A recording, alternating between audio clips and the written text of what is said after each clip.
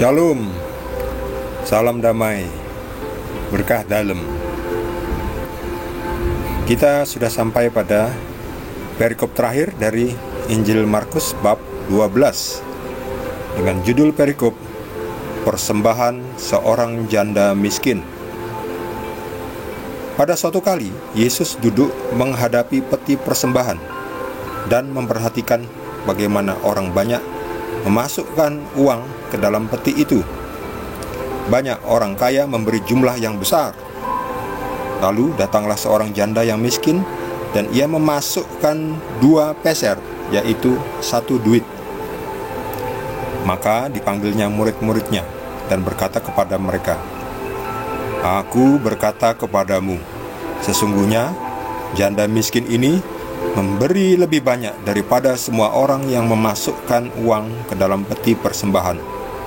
Sebab mereka semua memberi dari kelimpahannya, tetapi janda ini memberi dari kekurangannya, semua yang ada padanya, yaitu seluruh nafkahnya."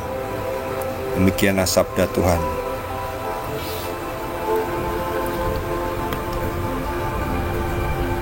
Janda ini memberi cuma 2 peser ya, mungkin 50 sen kali 2 jadi satu duit.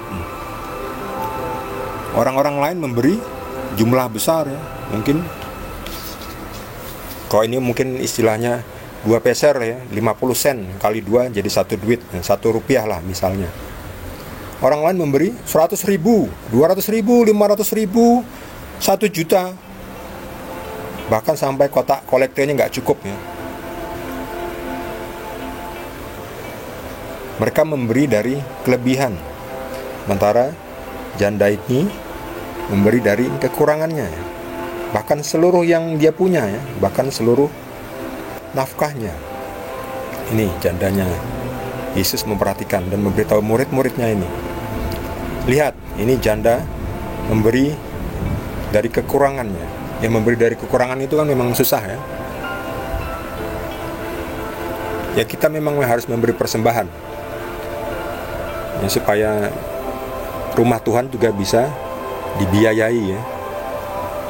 Gereja perlu uang, semua, nggak cuma gereja ya, semua tempat ibadah itu kan ada kotak persembahan ya, untuk membiayai operational cost ya, juga untuk membiayai para pengurusnya. Kalau Romo juga dibiayai dari itu juga ya, dari uang kolektor. Makanya ada juga yang di paroki yang miskin itu, wah, mereka Romonya prihatin ya. Bahkan mungkin untuk bayar listrik mungkin nggak cukup, kan harus bayar listrik toh, untuk nyalakan lampu, untuk sound system, untuk bayar PBB, mungkin kan tiap tahun harus bayar PBB, bayar yang petugas bersih-bersih, merawat, penjaga, banyaklah pengeluarannya. Ya rumah Tuhan harus dibiayai memang, yang membiayai ya umatnya memang. Jadi berapa banyak kita harus memberi? Ya sesuai dengan panggilan ya, tentunya sesuai dengan panggilan dari Tuhan. Tanya kepada Tuhan, Tuhan berapa banyak saya harus memberi. Kalau dahulu Abraham terhadap Melkisedek, ini kalau tidak salah ya, Melkisedek memberi 10% ya, 1/10 ya. Bagi saudara yang tahu persis informasinya, itu ada di Perjanjian Lama. Ya, nanti suatu saat kita akan sampai kepada Perjanjian Lama ya. Kita akan bahas satu-satu perikopnya. 1/10, makanya ada juga di gereja, di Kristen Protestan itu kan per puluhan. Jadi Anda dapat gaji 1 juta, ya 100 ribu diberikan kepada gereja. Ya itu hanya sebagai pedoman ya. Mau memberi lebih ya tidak dilarang tentunya toh, tidak dilarang ya. Yang penting sesuai dengan panggilan, keikhlasan, seberapa banyak Tuhan ingin Anda memberi. Sakeus memberi separuh dari harta miliknya. Dan kalau ada yang saya peras, saya akan kembalikan 4 kali lipat. Jadi perpuluhan itu tidak fix ya. Pas kita tidak ada, mungkin kita tidak kolektif dahulu, tidak apa-apa ya. Mungkin pas lagi tidak bawa uang, atau mungkin pas lagi benar-benar tekor ya. Ya mungkin sekali ini kita memberi sangat sedikit ya, tapi nanti bulan depan kita memberi lebih banyak ya. Tapi janda ini lebih baik lagi, memberi dari kekurangan. Memberi dari kelebihan tuh gampang ya, tapi nilainya tidak seperti memberi dari kekurangan. Tapi percaya saja, kalau Anda memberi dengan ikhlas ya, syaratnya memberi dengan ikhlas, dengan rela, Tuhan akan memberikan berkat. Tuhan akan mengembalikan dalam bentuk sesuai dengan yang Tuhan kehendaki. Jangan khawatir, kalau Anda memberi, Anda tidak akan menjadi miskin ya. Kalau miskin itu main judi ya. Judi itu kan orang jadi panas ya, pasang taruhan. Waduh, saya kalah. Lalu panas, hati makin panas ya. Oh tadi mestinya saya bisa. Tadi saya salah hitung saja. Sekarang saya sudah pengalaman, saya yakin saya akan menang. Pinjam dulu uangmu, nanti saya ganti. Saya yakin pasti menang.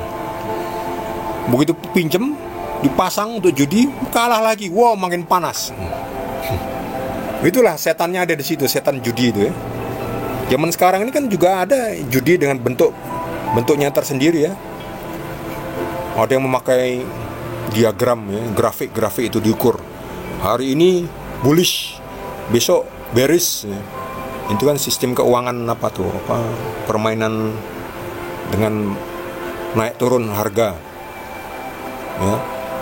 Bahkan banyak yang juga yang tertipu kan. Ayo kita dengan sistem otomatis mendapatkan income yang otomatis. Akhirnya banyak yang tertipu ya. Saya dulu juga pernah tertipu itu, mencoba ini. Ternyata ini ngawur. Ya sudah, langsung saya tinggalkan ketika saya tahu itu ngawur, nggak bener, ya tinggal, udah nggak bener tuh tinggal. Jadi saudara-saudara yang masih juga bermain dengan money game seperti itu, hati-hatilah. Saran saya sih tinggalkan saja ya, cari saja pekerjaan yang lebih baik ya, atau berdagang yang lebih baik ya, supaya Anda tidak kecewa dan Anda juga tidak mengecewakan atau merugikan orang lain ya. Kalau mengajak orang untuk bermain seperti itu kan, kita bisa saja membuat orang lain itu jadi menderita kerugian ya. Jadi jangan sampai kita menjadi batu sandungan. Kalau Anda sudah terlanjur ya, segera bertobat, berhenti, supaya tidak banyak lagi kerugian yang terjadi. Mari kita ikuti Yesus. Kita lakukan saja yang benar. Karena dunia sekarang ini zamannya teknologi, ini banyak uang kripto, banyak uang maya, uang fiktif, banyak game-game, banyak trik-trik penipuan ya. Kita juga tetap harus ikut belajar teknologi supaya kita tidak ditipu. Saya sendiri pernah tertipu karena belum belajar teknologi. Jadi saya tertipu bagaimana dengan cara pembayarannya. Wah, saya benar-benar dirugikan. Tapi itulah, kita semua makanya juga harus belajar nih. Belajar teknologi, jangan sampai tertinggal. Akhirnya kita termakan oleh orang-orang pintar yang jahat. Pintar bukan untuk mendatangkan kebaikan bagi orang lain, malah untuk merampok orang lain. Ya, itu jahatnya.